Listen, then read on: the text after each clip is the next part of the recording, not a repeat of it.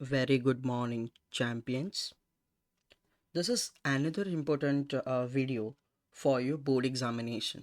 यहाँ पर भी हमारा कॉम्पिटेंसी बेस्ड लेवल का मैं मेंटेन किया हूँ. दिस आर अराउंड 10 क्वेश्चंस एंड इससे पहले भी मैं एक वीडियो बनाया था कॉम्पिटेंसी बेस्ड क्वेश्चन का. If you have not seen, I will be mentioning it I button. You can go through the you can go through those questions as well. Those are also very important for your board examination. और ये एक second part है या second video है हमारी competency based questions को लेकर. जैसे कि स्टूडेंट्स का बहुत डिमांड आ रहा था कि सर हमें कॉम्पिटेंसी बेस में हम थोड़ा अटक जाते हैं whenever we are solving any kind of questions. This video will be helping you to attempt correctly the competency based type of questions. These are just the type of competency based questions. ऐसा सवाल बन सकता है board exam में. देखिए, चलिए पहला सवाल क्या लिखा है भाई. आपको ये इमेज क्लियरली नज़र आ रहा है? Let me zoom this. ठीक है, अब ठीक है. देखिए क्या लिखा है. ये एक फ्लो चार्ट है जो कि आपने बचपन में पढ़ा होगा. यहाँ पर क्या हुआ है, एंट्री हुआ है. Excuse me. यहाँ पर क्या हुआ भाई, एंट्री हुआ है, इनिशियल वैल्यू मिला है. जब इनिशियल वैल्यू मिला तब क्या हुआ है, तब टेस्ट कंडीशन को आया है. टेस्ट कंडीशन अगर ट्रू तो मेरा स्टेटमेंट ब्लॉक काम करेगा. अगर टेस्ट कंडीशन फॉल्स है then directly it will be exiting the short of work which I have mention. ठीक है. और फिर क्या होगा, एंट्री हो गया, इनिशियल वैल्यू मिल गया. फिर यहाँ से क्या हो जाएगा, इनिशियल वैल्यू मिलने के बाद it is coming to this part. देखिए टेस्ट कंडीशन हो जाएगा, स्टेटमेंट अगर ट्रू हो गया अपडेट हो जाएगा. देखिए ये वाला आप देख पा रहे हो, ये वाला. फिर अगर ये भी काम कर रहा है then it will be again coming to my test condition. ठीक है ना. तो देखिए ये पर्टिकुलर जो फ्लो चार्ट यहाँ पर मेंशन किया गया है, ये हमें जो भी ऑप्शन यहाँ पर मेंशन है, हमें किस पर्टिकुलर ऑप्शन का एक फ्लो चार्ट यहाँ पे हमें हमें देखने को मिल रहा है. देखिए पहले इनिशियल वैल्यू. इनिशियल वैल्यू का मतलब है, चलिए हम ऐसे लिख देते हैं, suppose initial value is equal to 1.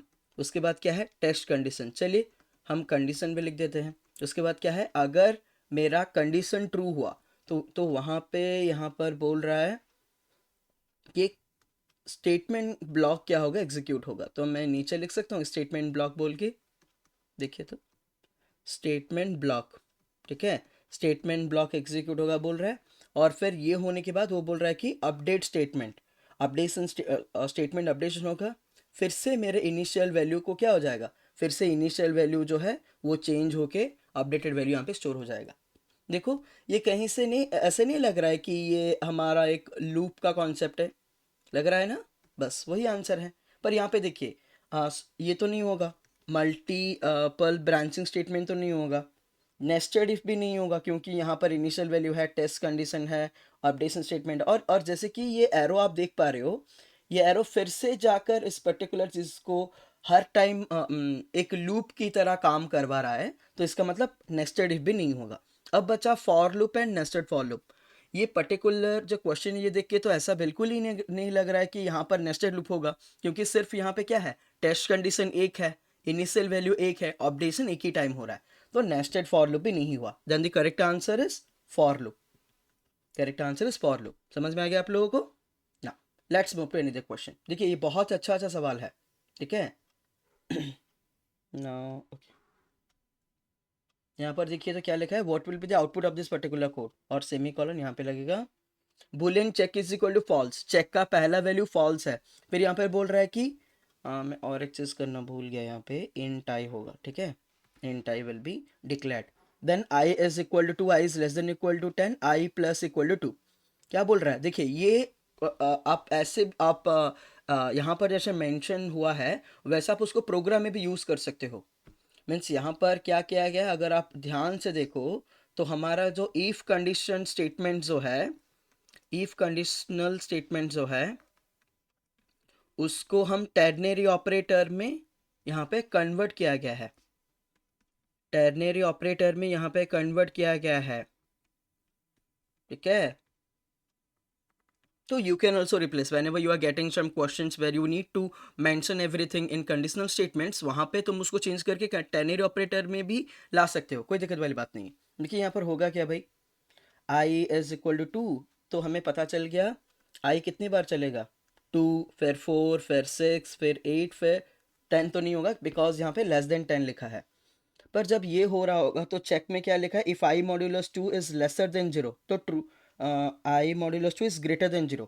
ये बोल रहा है कि अगर मेरा आई अगर डिविजिबल विथ 2 होगा तो क्या प्रिंट होगा, तो यहाँ पर लिखा है system dot out dot println check. देखिए चेक के यहाँ पे क्वेश्चन मार्क दिया है, क्या है इसका मतलब, क्या है इसका मतलब, इसका मतलब है जब ये ट्रू होगा, देखिए यहाँ पर दो टर्नरी ऑपरेटर्स को यूज़ किया गया है।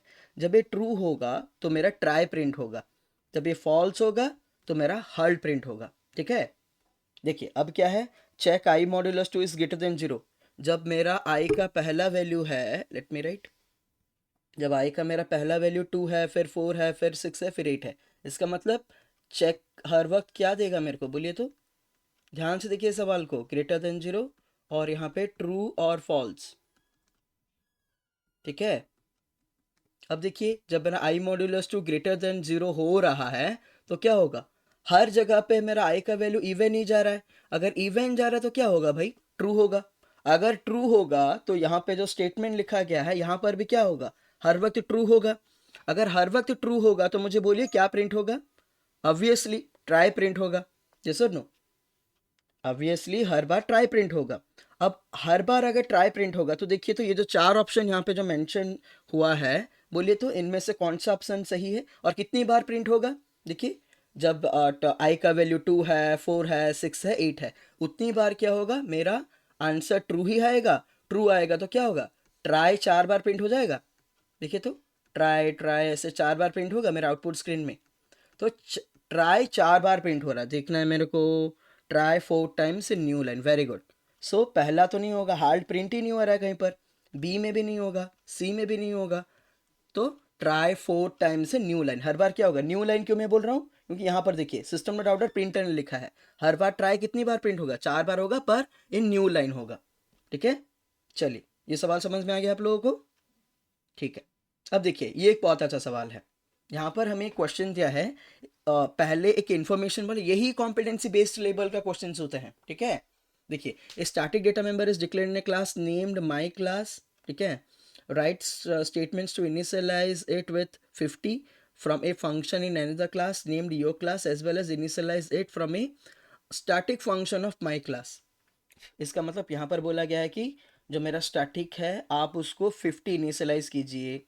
ओके, वही बोल रहे हैं ना, static is declared, write statements to initialize it 50 from a function in another class named your class। ठीक है, चलिए हम क्या करेंगे, अब ये जो पर्टिकुलर लाइन जो छोड़ा गया है आपको कैसे देखना है, ये जो लाइन यहाँ पर छोड़ा गया है इस पर्टिकुलर पोर्शन को ही हमें फिल करना है। ठीक है, तो यहाँ पर क्या करना है भाई, x is equal to 50 in another class named your class बोला है ना, as well as initialize it from a static function of my class। ठीक है, ऐसे कर दिया, यहाँ पे आया मेरा वैल्यू x इक्वल टू 50। ठीक है, देखिए ये जो क्लास माई क्लास जो है यहाँ पर स्टैटिक इन टेक्स्ट जो है, यहाँ पर भी मैं x को 50 इनिशियलाइज किया और मेरा जो नया क्लास बना, जो स्टैटिक वॉइड इंटेट जो बना और एक क्लास जो बना, यहाँ पर भी मैं क्या किया, I have initialize x equal to 50। पर यहाँ पर देखिए ये जो पर्टिकुलर माई क्लास जो लिखा है यहाँ पर ऑलरेडी वो जो पर्टिकुलर जो x है उसको स्टैटिक कीवर्ड दिया गया है, स्टैटिक इज ऑलरेडी यूज्ड। पर मुझे ये बात बोलिए तो अगर मैं उस पर्टिकुलर चीज़ को अगर नेक्स्ट क्लास में यूज़ करूँगा, जो कि your class is definitely another class, तो मुझे बोलिए तो यहाँ पर खाली x इक्वल 50 लिखना सही होगा या मुझे डिक्लेयर करके लिखना होगा, या मुझे डिक्लेयर करके लिखना होगा, ध्यान से देखिए, नहीं मुझे क्या करना होगा, डिक्लेयर करके लिखना होगा। Then I should write int x equal to 50। ये क्वेश्चन आपको इसलिए दिया है ताकि आपको concept of static function, static जो कीवर्ड है वो समझ में आए। तो इसका मतलब है कि अगर मेरा स्टैटिक वेरिएबल या क्लास वेरिएबल अगर किसी भी पर्टिकुलर क्लास में अगर डिक्लेयर हो जाता है तो क्या होगा, entirely in any of the function I can initialize और I can give value to the variable directly. और अगर और कहीं क्लास पे अगर वैसे मेरा एक वेरिएबल अगर क्लास वेरिएबल नहीं है तो मुझे क्या करना होगा, मुझे डेटा टाइप देके उसको इनिशियलाइज करना होगा। तो बन गया भाई मेरा लाइन 1। आप ऐसे लिख सकते हो, लाइन 1 में क्या होगा, डायरेक्ट खाली x इक्वल टू 50 होगा, पर लाइन टू में मेरा इंट x इक्वल टू 50 होगा। ठीक है, यहाँ पर डिक्लेरेशन करके हम एक वेरिएबल को इनिशियलाइज की, पर लाइन 1 में जैसे कि ये क्लास वेरिएबल था तो हमने क्या किया, directly I have given value to my variable x। ठीक है, डिफरेंस समझ में आ गया, देखिए। ठीक है, और यहाँ पर ये जो इंट x इक्वल टू 50 है, इसका प्रॉपर्टी बोलिए तो ये एक कौन सा वेरिएबल है, इंस्टेंट, ये एक कौन सा वेरिएबल बोलिए तो इंस्टेंस वेरिएबल है या क्लास वेरिएबल है?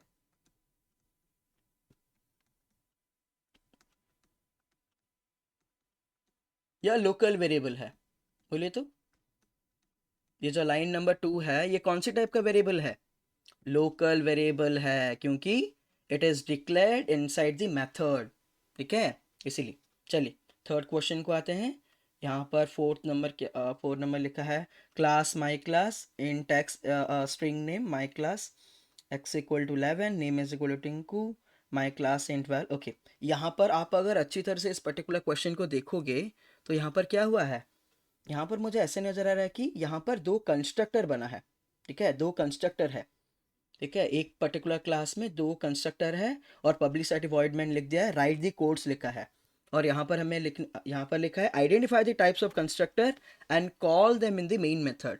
यहाँ पर जो कंस्ट्रक्टर जो दो दिया है उसको पहले आइडेंटिफाई कीजिए। तो पहला कंस्ट्रक्टर, ये दूसरा कंस्ट्रक्टर। पहला कंस्ट्रक्टर मेरा कैसे टाइप का कंस्ट्रक्टर है, डिफॉल्ट कंस्ट्रक्टर। देखिए ऐसे ही लेबल बनता है हमारा कॉम्पिटेंसी बेस का, और ज़्यादा कुछ नहीं है। और ये मेरा पैरामेट्राइज कंस्ट्रक्टर, पैरामेट्राइज्ड कंस्ट्रक्टर। ठीक है, हो गया भाई, ये वाला चीज़ हो गया। अब मुझे क्या करना है, कोड लिखना है मेन मेथड में ताकि मैं इन दोनों को कॉल करूं। अब आप मुझे बोलिए तो कंस्ट्रक्टर को कैसे कॉल करते हैं हम, सोचिए थोड़ा। जिस किसी ने भी सोचा कि सर कंस्ट्रक्टर तो जब हम ऑब्जेक्ट क्रिएट करते हैं तभी तभी ही कॉल हो जाता है, देयर आंसर इज राइट।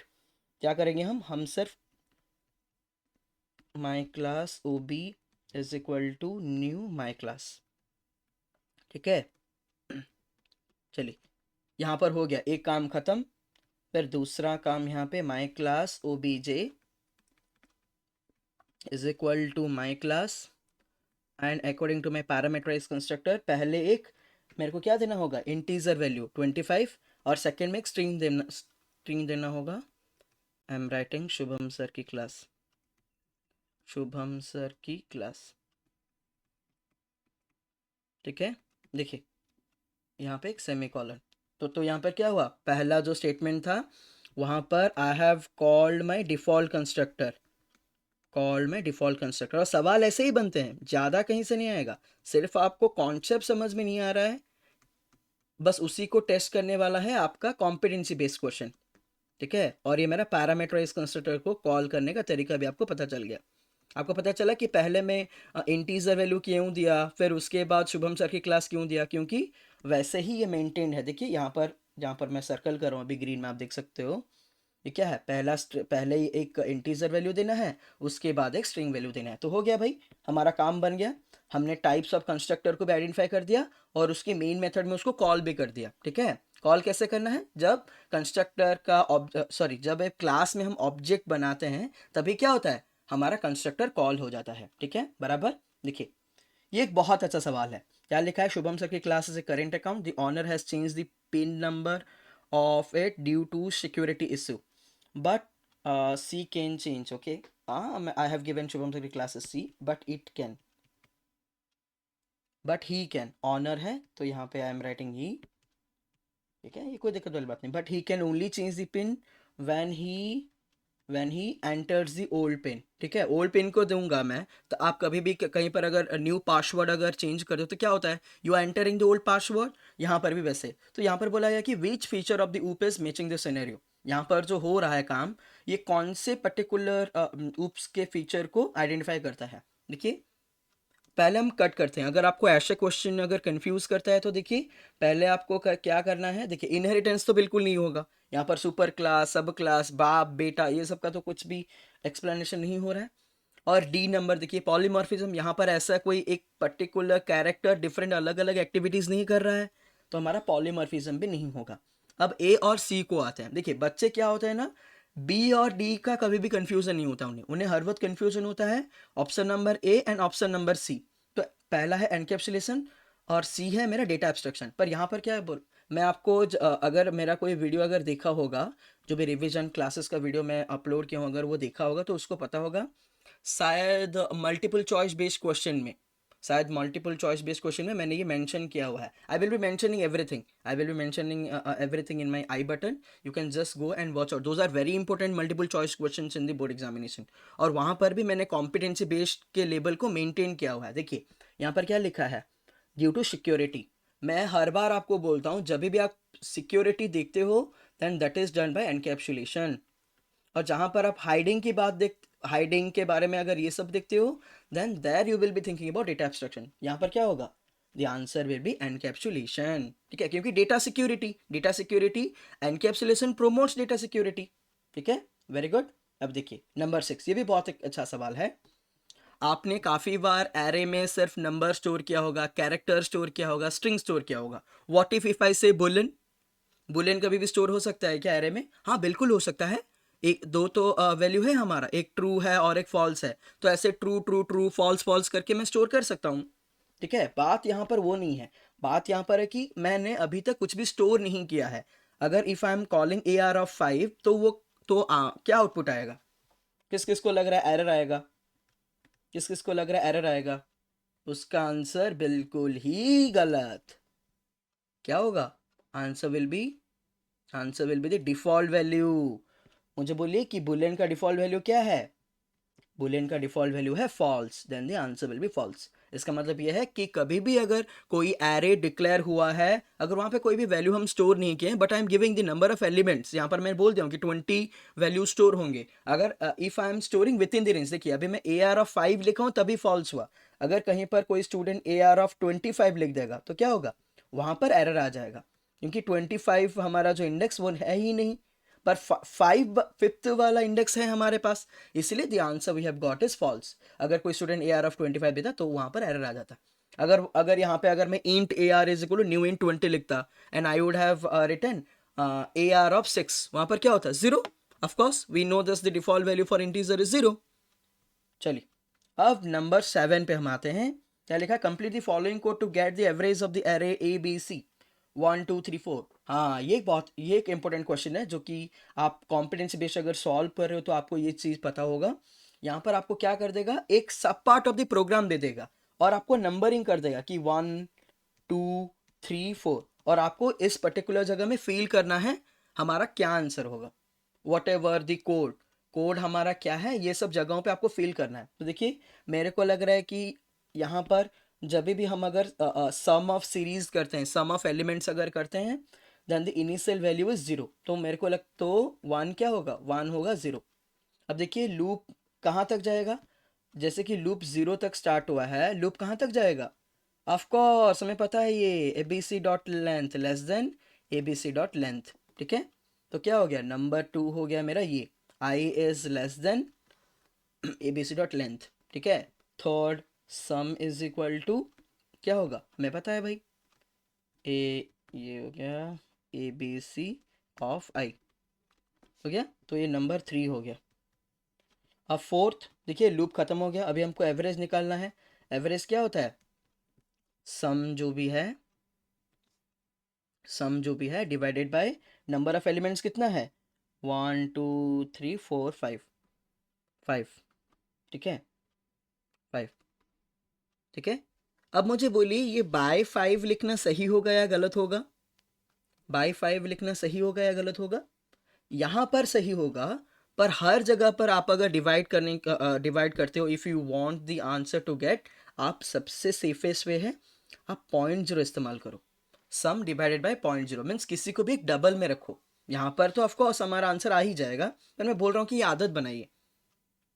चलिए नंबर 8, देखिए ये एक बहुत अच्छा सवाल है, आप काफ़ी बार बहुत सारे सैम्पल पेपर्स में आप ये क्वेश्चन देखी भी होगी। ये भी एक अच्छा सवाल है। यहाँ पर क्या है, बडमास रूल फॉलो होगा। देखिए फिर क्या होगा, 9 - 9 0, 0 × 9 0, 0 डिवाइड बाय 9 9, 0 डिवाइड बाय 9 ना, 9 0 जा 0, तो 9 आ गया। तो यहाँ पे 9 आ गया, 9 + 9 18, 18 मॉड्यूलस 9 क्या होगा, 0 आ गया भाई। ठीक है, तो यहाँ पर the answer of this particular answer क्या होगा इसका, स्टेट द आउटपुट, तो आउटपुट आ गया 0। यहाँ पर तुम्हें कोई कुछ भी वैल्यू दे सकता है, any value can be mention here. ठीक है, 9 - 9 फिर से थोड़ा चेक कर लेते हैं, 9 - 9 0, 0 × 9 0, 0 by 9 9 we have got। just a second, let me check it for the next time। look एक बार, एक मिनट रुक जाइए, let me check this first। 9 - 9 0 हो गया, तो यहाँ पर मॉड्यूल 0, तो ये हो गया 0, 0 by 9, तो ये उसके बाद ये आएगा, तो क्या होगा, 0 9 0 0, 9 0 0 0। ठीक है, तो यहाँ पर 0 आ गया ना भाई, 0 आ गया। उसके बाद फिर क्या बचा है, 0 + 9 मॉड्यूलस 9। हमें पता है अगर ऐसा सिनेरियो है तो क्या होगा, पहले मॉड्यूलस काम करेगा, उसके बाद 0, 9 मॉड्यूलस 9, 9 1 जा 9, 0 क्या होगा, 0, हाँ 0 + 0, तो आंसर विल बी 0। पर स्टेप आपको समझ में आ गया ना, पहले कैसे कैसे जा रहा है, देखिए इसको समझना बहुत ज़रूरी है। ये सॉल्व कैसे हो रहा है इसको जानना बहुत ज़रूरी। देखिए पहले क्या हुआ, मेरा माइनस ये काम किया, ये पहला स्टेप, उसके बाद ये सेकंड ये काम किया, थर्ड ये काम किया, फिर फोर्थ में क्या हुआ ना, पहले ये काम किया, फोर्थ पहले मॉड्यूलस काम किया, उसके बाद प्लस काम किया अकॉर्डिंग टू द बडमास रूल। और बडमास रूल में हमें पता है अगर एस्ट्रिक है, मॉड्यूलस है और अगर बाय है तो ये हर वक्त लेफ्ट टू राइट सॉल्व होते हैं। इसलिए आपने देखा होगा जब एस्ट्रिक और बाय आया था तो मैं क्या किया, तो मैं पहले इसको सॉल्व किया उसके बाद इसको सॉल्व किया, क्योंकि इन तीनों का सेम ही प्रेफरेंस ऑर्डर है, means same priority is given. When you will be getting asterisk modulus and by, there you will be getting कि ये लेफ्ट टू राइट सॉल्व होते हैं हर बार। ठीक है, इसीलिए मैं जब आपने देखा होगा कि मैं एस्ट्रिक के बाद बाय यूज़ किया, because it has got the preference order, ऐसे इनका सेम प्रायोरिटी बेसिस है। और उसके बाद प्लस है, इसीलिए मैं क्या किया, 9 मॉड्यूलस 9 को पहले सॉल्व किया, उसके बाद प्लस को मैं सॉल्व किया। ठीक है, समझ में आ गया आप लोगों को, answer is 0। Now this is also a very beautiful question. जब भी ऐसे सवाल देता है ना, you keep one thing in your mind, पहले देख लो कि आई कहाँ से कहाँ तक काम करता है। I is working till 1 to 20। ठीक है, चलिए अब हम देखते हैं क्या लिखा है, 1 to 20, तो 20 तक काम करेगा, फिर I modulus 3 is equal to 0, I modulus 4 is equal to 0। ये यहाँ पर ये बोल रहा है कि अगर मेरा आई 3 के साथ कंप्लीटली डिविजिबल हो जाता है या 4 के साथ अगर कंप्लीटली डिविजिबल हो जाता है तो हो जाता है कंटिन्यू। कंटिन्यू का मतलब क्या है, it will be when this executes it will directly be coming to this. और ये कब एग्जीक्यूट होगा, जब ये ट्रू होगा। क्या है, अगर ये कंडीशन अगर फॉल्स हो जा रहा है तो ये वाला एग्जीक्यूट नहीं होगा, तब ये काम करेगा। इसका मतलब ये है कि 1 से 20 तक हमारा ये जो पर्टिकुलर लूप है जाएगा, और जहां जहां पर 3 के साथ डिविजिबल हो रहा है, 4 के साथ डिविजिबल हो रहा है, तब क्या होगा, कुछ भी प्रिंट नहीं होगा। चलिए हम पहले ये देखते हैं कि 1 to 20 तक जो ये जा रहा है, ये कहाँ कहाँ पर डिविजिबल विथ 3 हो रहा है, कहाँ कहाँ पर डिविजिबल विथ 4 हो रहा है। चलिए तो पहले ये हो जाएगा 3, फिर 6, फिर 9, फिर 15, ये हो गया डिविजिबल विथ 3। अब डिविजिबल विथ 4 को देखते हैं भाई, पहले आ गया 4,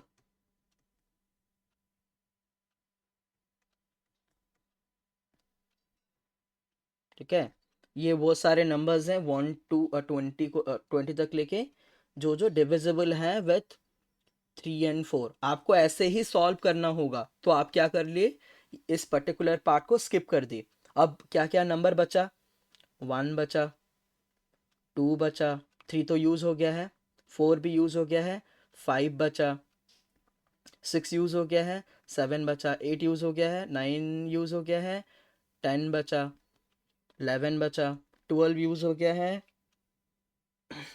13 बचा, 14 बचा, 15 यूज़ हो गया है, 16 भी यूज़ हो गया है, 17 बचा, 18 यूज़ हो गया है, 19 बचा, 20 यूज़ हो गया है। बस, तो हमारा आउटपुट क्या आ जाएगा, 1 2 5 7 10 11 13 14 17 एंड 19। ठीक है, ऐसे आपको दिमाग लगाना है, पूरा स्टार्टिंग से बैठकर लास्ट तक ऐसे नहीं सोचना है कि मैं पूरा लिख दूंगा उसके बाद चेक कर दूंगा। पहले चेक कर दीजिए कहाँ कहाँ पर डिविजिबल हो रहा है। डिविजिबल तो ये दोनों टाइम, ये दोनों मीन्स जब भी ये डिविजिबल विथ 3 है तभी होगा, जब ये डिविजिबल विथ 4 तभी कंटिन्यू काम करेगा। तो आप फिर जो भी रिमेनिंग पार्ट है उसको निकाल दीजिएगा। फिर देखना इस सवाल को, प्रिंट है इसीलिए मैं ऐसे लिखा, अगर प्रिंट एलन होता तो मैं नीचे नीचे लिखता, अगर प्रिंट प्लस स्पेस होता तो मैं यहाँ पर जो लिखा है, यहाँ पर जो नहीं लिखा है 17 और 19 ऐसे होता आंसर। अगर मेरा स्पेस होता, मीन्स अगर system dot out dot print लिखा होता, आई प्लस एक स्पेस होता, तो मैं ऐसे लिखता। ठीक है, समझ में आ गया, अच्छा सवाल था। ओके ठीक है, this is the last question for today's class. इस पर्टिकुलर क्वेश्चन को आप कैसे भी करके आपको याद रखना होगा। ये एक ऐसे 1 मार्क का क्वेश्चन है जो हर बार हमें देखने को मिलता ही मिलता है। State the extension of source code of the program and compile code for the program. और काफ़ी बार मैं बच्चों को ये बोला हूँ, एमसीक्यू बेस में भी उनको याद करवाया हूँ, यहाँ पर भी मैं आपको याद करवाया। देखिए याद रखिए, अगर सोर्स कोड अगर है then the extension will be dot Java, अगर हमारा कंपाइल्ड कोड है then my extension will be dot class. इसको आपको याद रखना ही रखना है। ये आपको एमसीक्यू बेस में, ये एक एमसीक्यू बेस का सवाल है, लेकिन आपको याद रखना ही रखना है, extension of source code and my extension of compile code. ठीक है, आपको ये पूरा समझ में आ गया। यहाँ पर जो जो आउटपुट बेस्ड क्वेश्चन हमने डिस्कस किया ये पूरा आपको समझ में आ गया होगा। Okay, I hope you all are preparing very well for your board examination. And viewers, आप जब भी ये सारा मेरा वीडियो देखते हो, मेरा वीडियो तो काफ़ी आवर्स तक स्टूडेंट्स लोग वॉच करते हैं, पर आप लोग सब्सक्राइब क्यों नहीं करते हो भाई, क्यों? अरे सब्सक्राइब करोगे, बेल आइकन को दबाओगे, तभी ही मेरा रिसेंट वीडियोस जो भी मैं अपलोड कर रहा हूँ वो आपको नोटिफिकेशन आपके पास आएगा। ठीक है, अगर सिर्फ आप वीडियो को देख लोगे तो आप नोटिफाई कैसे होगे मेरा नेक्स्ट अपकमिंग वीडियो क्या क्या होगा। ठीक है, तो मेरे इस पर्टिकुलर चैनल को सब्सक्राइब कीजिए, इस वीडियो को आप क्या करो, लाइक करो। ठीक है, और आपका जो भी दोस्त है, आपका स्टडी पार्टनर जो भी है, आप उसको ये वीडियो शेयर भी कर सकते हो कि तू भी देख ले, बोर्ड एग्जाम में ऐसे ही सवाल आएंगे। ठीक है, okay, thank you so much for watching this video guys. All the best for examination, अच्छी तरह से तैयारी कीजिए ताकि आप कंप्यूटर में 100 आउट ऑफ 100 रखें, और ये सारा वीडियोस आपको हेल्प करेगा। If you will be going to my playlist and you will be watching all the videos, जितने जितने मेरा वीडियोस हैं मेरे प्लेलिस्ट में वो सारा बोर्ड लेवल के बने हैं और कॉम्पिटेंसी बेस के लेवल ही बने हैं। ठीक है, चलिए, ओके, बाय बाय।